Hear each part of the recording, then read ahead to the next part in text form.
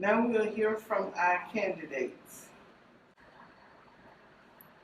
We'll hear from Mr. Daniel Diaz, running for District 5 Commissioner. Thank you very much. Good evening, everybody. My name is Daniel Diaz. I'm running for City Commission, actually District 5, where Commissioner Moss is currently seated. I'm not going to give you a political speech. Ultimately, when we get to the ballot, we're going to vote for who we feel we connect most with, that we relate with the most, who we think is going to do the best job representing you. And I got some notes here. And who you believe you can trust the best, right? Like that's how I make all my decisions at the ballot. I meet the candidates, I do the research, I listen to their speeches, I listen to their issues, and who is telling me the truth. Who do I trust the most? That's what it comes down to at the end. And let me tell you a little story about myself. I'm a first-generation Cuban American. My family, they had businesses, property, they were free, they had freedom of religion, freedom of speech. They had a free government where they elected their representatives, their senators, and their presidents, just like we do in this country. However, that was all stripped away. My family, they had to run away from their country and literally come here with the clothes on their back. Fidel's government took all the luggage of my grandparents, and my mother, and my aunt, and they flew here with nothing. But thank God for this country. My grandfather worked his butt off. They lived in the studio, all four of them. He worked so hard in construction, he got skin cancer. He worked himself up, bought the construction company. In the 80s, he built it up, sold it, and he retired really young for his age. That's the American dream. And when I was born in 1984, my grandfather, my grandmother, my parents would tell me the stories of how they lived in a free country and how it was all taken away. So at a very young age, I promised myself and I promised my family that I never would allow what happened in Cuba. What happened in Cuba happened here in America. So I dedicated my life to prevent that.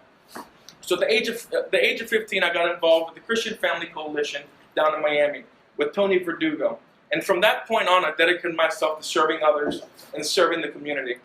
I serve with ministries feeding the homeless. I've gone to missions across the world taking care of those who can't take care of themselves. I've built churches. I've been involved with foster parents. 4 kids in South Florida. I was a foster parent for almost a year, taking care of 17, 16, 15, and 14-year-old boys who didn't have a home to go to. After that, I worked at Calvary Christian Academy, and I coached middle school and high school football, mentoring young boys on how to be upstanding citizens. I also was offered the great privilege to be the chairman of the board of a ministry called Fidelis Foundation. They provided equestrian therapy to physically, mentally, and emotionally challenged children. The joy that came, you can see the joy in their face when they rode a horse.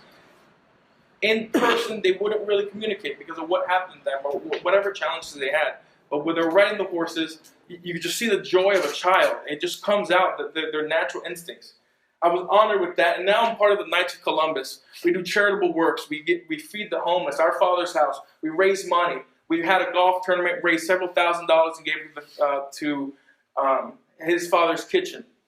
These are the type of things I've dedicated my life to, and I've been doing this for 16 years. I'm now 31, and on top of my service to others, I've also sought an education to make sure when I actually did serve in public office, on day one, I knew what I was doing. So I first got my AA in business administration. I'm a business owner. Then I went to school and got FAU, Florida Atlantic University, and got a degree in political science. Took a few years off, served some more. I went back and got my master's in government with a concentration in public administration. I learned how to run an efficient government.